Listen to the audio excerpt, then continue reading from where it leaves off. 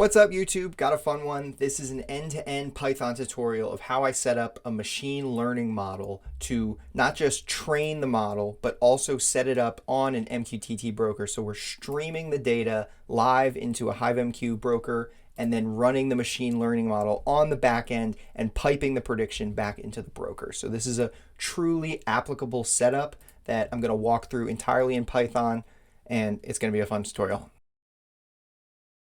This tutorial is going to be about building a time series classification machine learning model, but also setting it up to run in the cloud over an MQTT broker. So in the first video, we're going to examine and understand a long chain of time series data.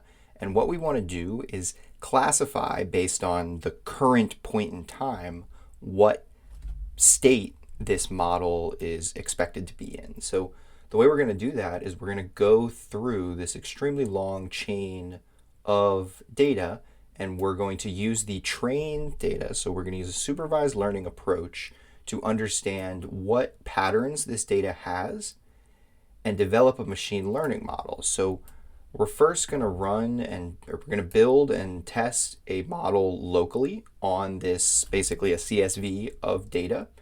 But then what we're going to do in the second video to sort of set this up the same way you would in a real environment is we're going to use this data to simulate IoT sensors that would actually be in the field. So we're going to pipe data from this raw data set into a pretend field client, which is going to send that IoT data every, second, or we can actually speed things up to make things more interesting, into our MQTT broker. So we're going to be using HiveMQ's public broker to make this nice and easy to access for everyone. And then what we'll do on the back half is set up this ML model so we can save that, we can save the parameters of that model and set that up into a subscribing client, which is going to connect to the MQTT broker. And as this publishing client produces enough data, so let's say we want to run the model every 10 seconds, the subscribing client is going to wait until it receives 10 data points, and then it's going to use those points, run the machine learning model, and then actually publish the predicted state back into the MQTT broker so that other potential clients, like a Tulip application or any other dashboarding tool, can actually connect into the broker and get live updates to what state we're predicting with this time series model. So let's get started. This whole project was made possible by an awesome team at, I think, UC San Diego. Here's the full list of researchers who gathered all the data for their research paper and then very kindly published all of that data on the UC Irvine Machine Learning Repository. So this is a huge amount of work that is enabling me to make this tutorial and enabling lots of people to practice data science. So big shout out there. This data set I think is super applicable to a manufacturing environment. So it's a continuous data stream of 8 gas sensors, a humidity and a temperature sensor. And what they've physically done while streaming the data in over these sensors is they've placed different stimuli in front of them in a controlled environment, recorded the times. So again, they've done all the hard work. Now, what's funny is they used wine and bananas as their stimuli to, detect patterns in these sensors. Obviously, those aren't the most applicable things that you'd want to detect, but the logic and the data structures are all super applicable towards more realistic manufacturing applications, like detecting when your material might be burning, sounds that might be indicating a machine clunking, all sorts of chemicals that might get released if a process is heading in the wrong direction. So this time series classification is a super useful skill and pattern to understand, and we've got an awesome data set, albeit a bit silly. All right, so we have a bit more research to do to make sure that we understand this deeply, okay? So they've provided 100 recordings of all of their sensors under different conditions, okay? And we can see here an important disclaimer. So 36 of those periods are wine exposures, 33 are banana exposures, and 31 are just background, right? It's always good to have a control. And another really important detail is that time series recorded 1 sample per second, And here we have an important detail as well, is that for each induction period, we include 1 hour of background activity prior to and after the stimuli is there. So for example, if there's a 42-minute exposure period, we're actually going to see 2 hours and 42 minutes of data. So we're going to have to get rid of that or label it as background data when we do our analysis. So let's crack open what this data set actually looks like. Obviously, with this much data, it's going to look pretty messy. But the one thing I want to point out, so this time column is what we're referencing when we talk about the preliminary phase, right? So they're clearly indicating negative up to 1 hour. So I'm assuming this is in hours. And for this first period of data, we're going to scroll and scroll and scroll and scroll until we find 0, right? So this is the moment in time when the banana or the wine or nothing was put in front of the sensors. And that will go on and on and on. And this continuous data stream will hopefully indicate patterns related to that stimuli. Quick disclaimer, this is not going to be a basic Python tutorial. So if you're not familiar or at least have some experience with things like environment variables, downloading Python libraries from a requirements file, or setting up a Jupyter notebook, I'm going to leave some links down below. I'd love for you guys to get into that, but in this video, we're going to be moving a little too fast. All right, so let's crack open a Jupyter notebook and pull these tables in so that we can start crunching some numbers. With any data science project, you're almost always going to start by importing pandas as PD, import numpy as np. Let's run this and open up a new cell. So I have this snippet pre-made to pull in the data from that raw text format and convert it to a pandas data frame. So if I add this quick line at the end, this will both load and print an output of information about this data frame. So a few key things. I've labeled all the columns. This is lining up with this same data set, and we can very quickly see and analyze the different data types, the number of non-nulls. So it looks like we are in the clear on dealing with non-null data here, and all the columns are nicely sorted. We're going to do this same exact thing for the metadata, which is a related data set, again, just so you can see what it looks like in raw format. This is what gives us the information about what stimulus was exposed during this period and a few other pieces of information. All right, so with that running, let's just take a quick peek. Again, if you ever want to quickly look at the structure of a data frame, you just do dataframe_name.info. And here we can see we have 100 rows. Seems like no nulls. ID is an int. Okay, right. And so obviously to do further analysis on these two tables, we're going to need to join them. So we're going to need to know from this longer raw data set which stimuli were being provided during that time. So there's a very simple snippet once you have your data into pandas data frames where you can join tables together based on ID, and that is the same in both columns. I'm doing an inner join because I want to exclude any rows that aren't finding a match. So for example, I believe there's a specific element or period in this data set that doesn't have any data.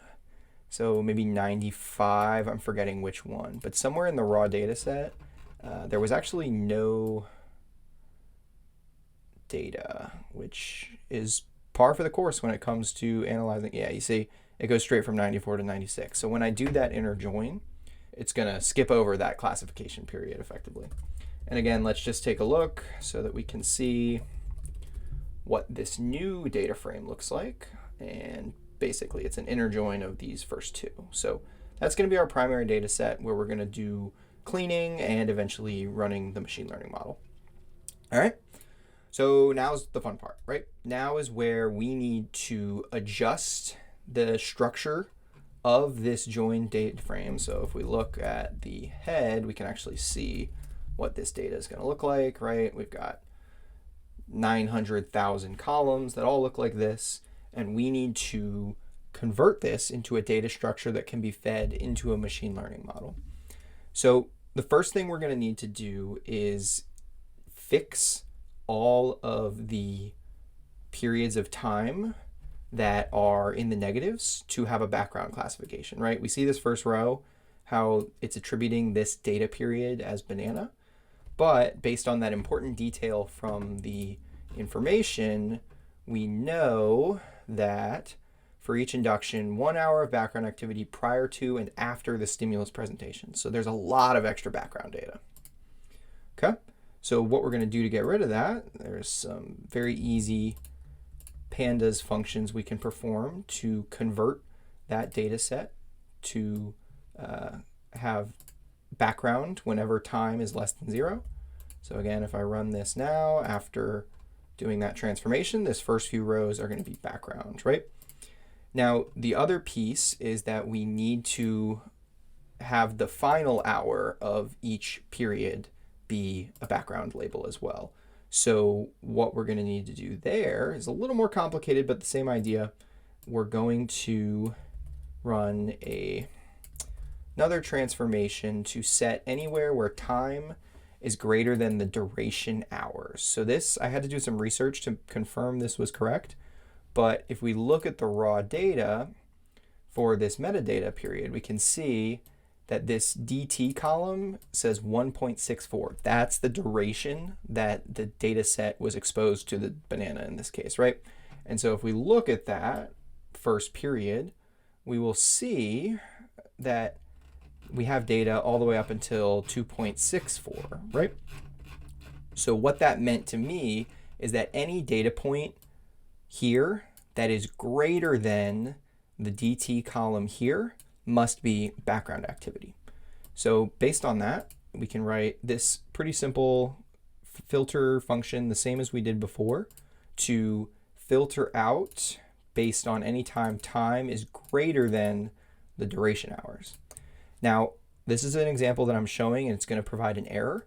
Another common problem you'll run into with pandas data frames like this is the data types aren't matching. So it's trying to compare time and duration hours, but I'm getting an error that says not supported between instances of float and string. And so what we can do to very easily make sure that pandas converts everything is you can just do as type float on your duration hours.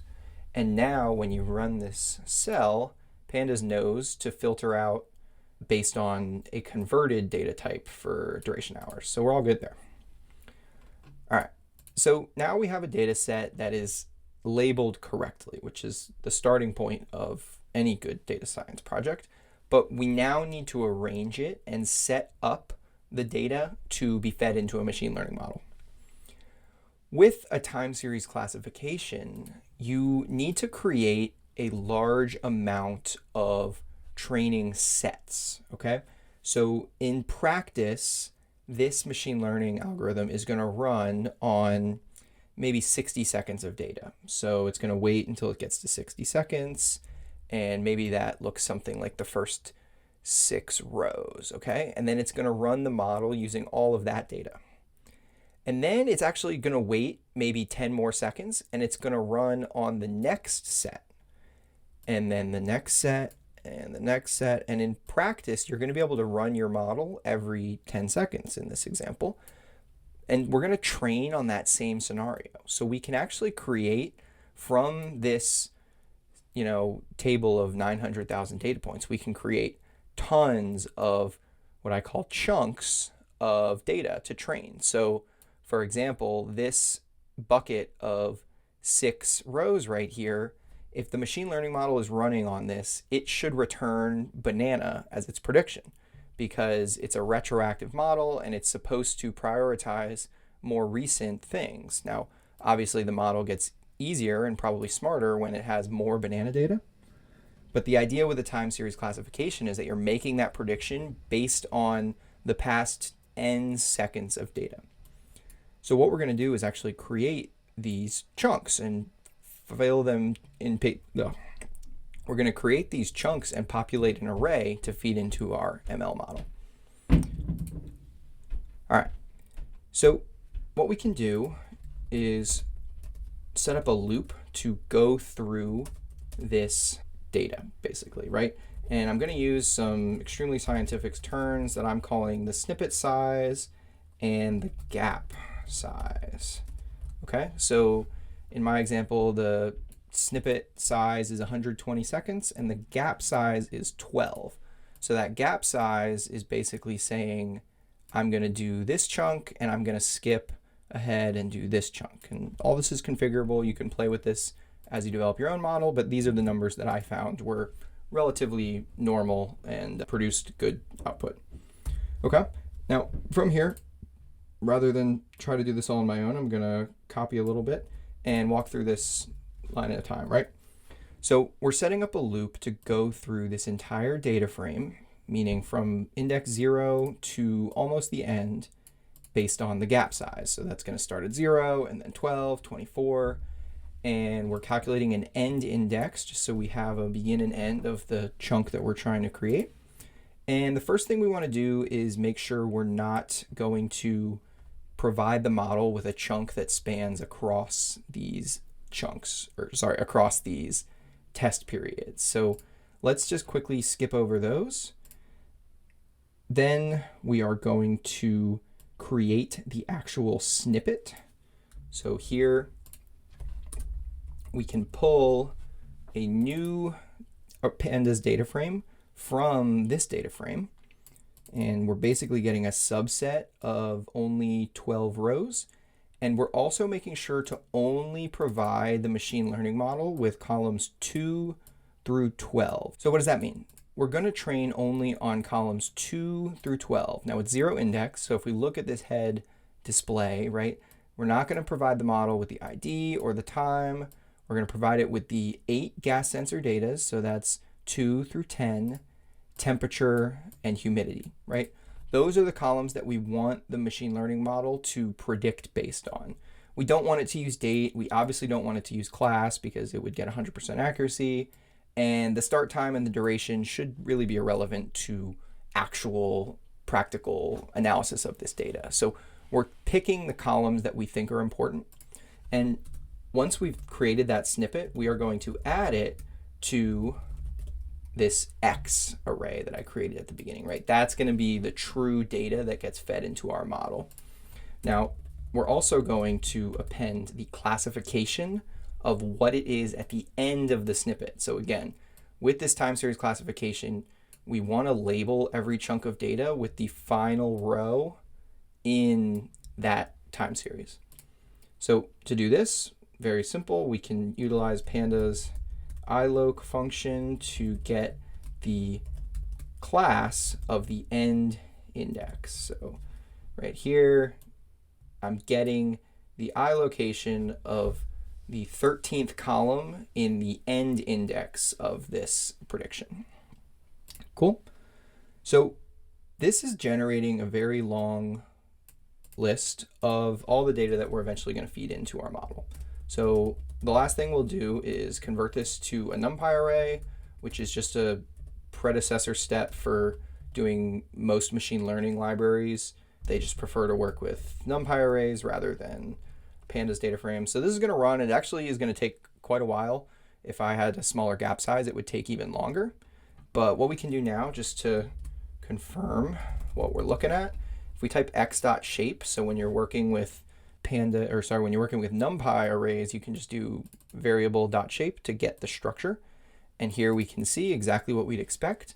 There are 76,000 chunks of 120 data points. So it's a table that's 120 with 10 columns. And that's the structure that we're going to feed into our model consistently to basically establish what it's predicting off of.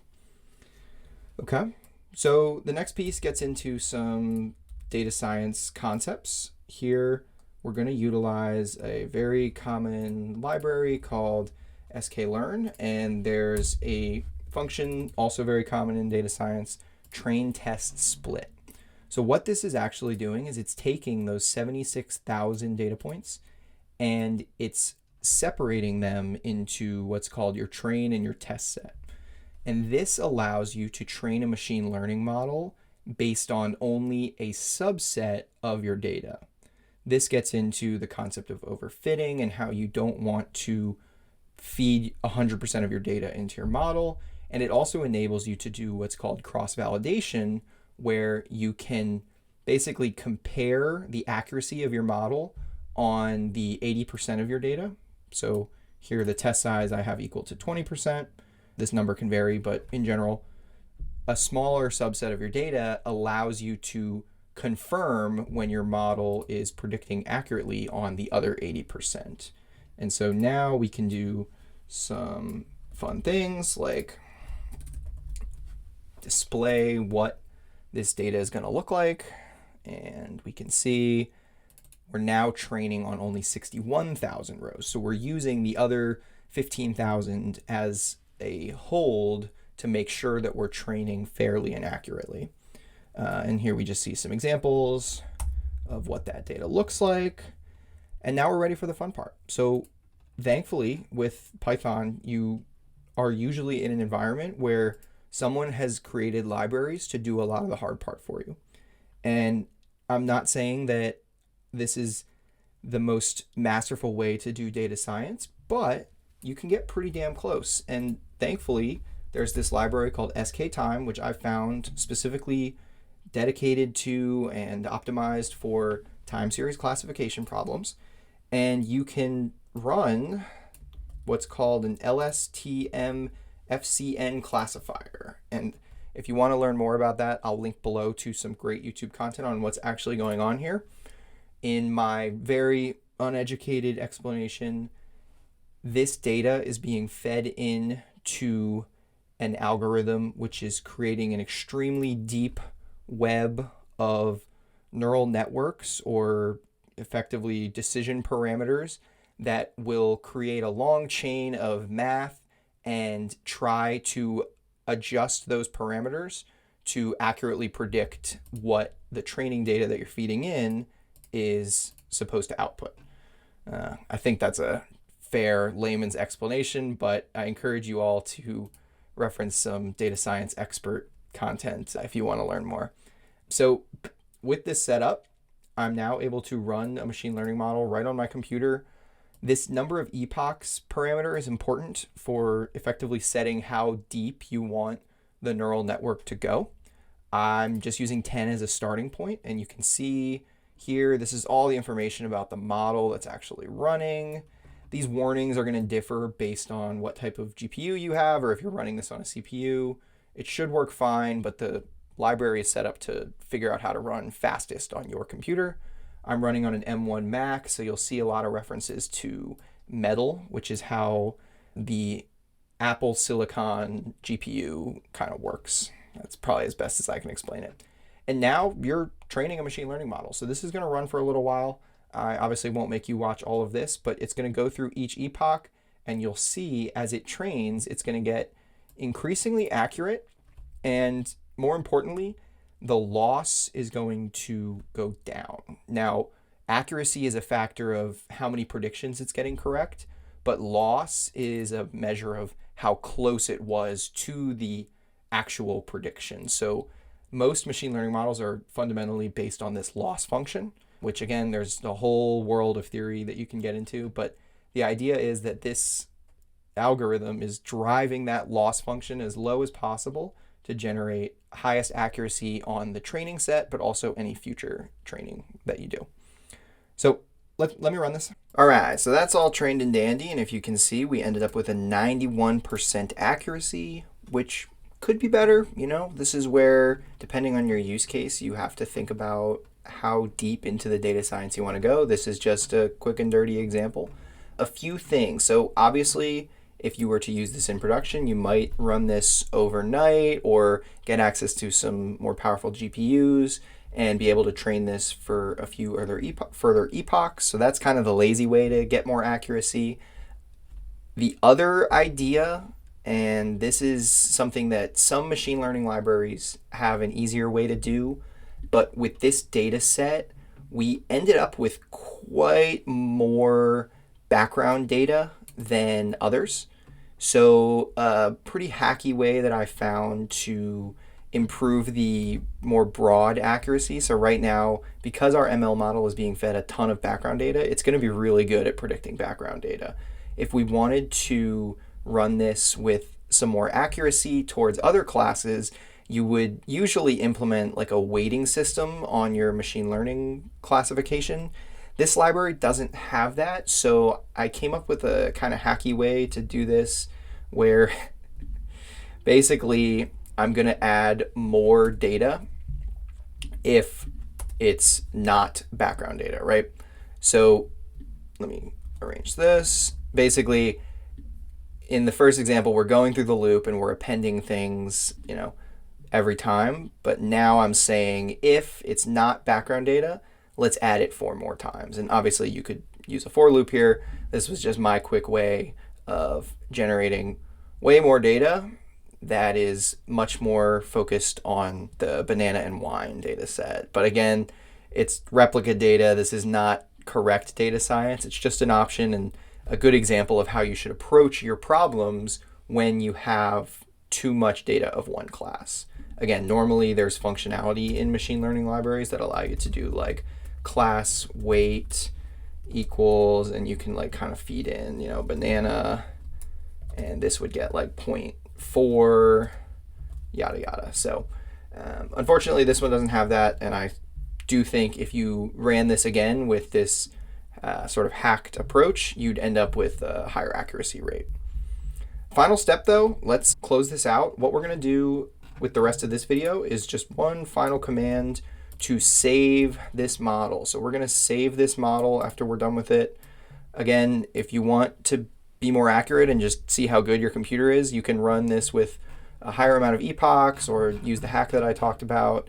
But once you're done, you just run this command model.save, and that's going to load up a zip file into your folder that you're working with. And that zip file can be used later on when we talk about actually running this model live. So that's going to be in the next video.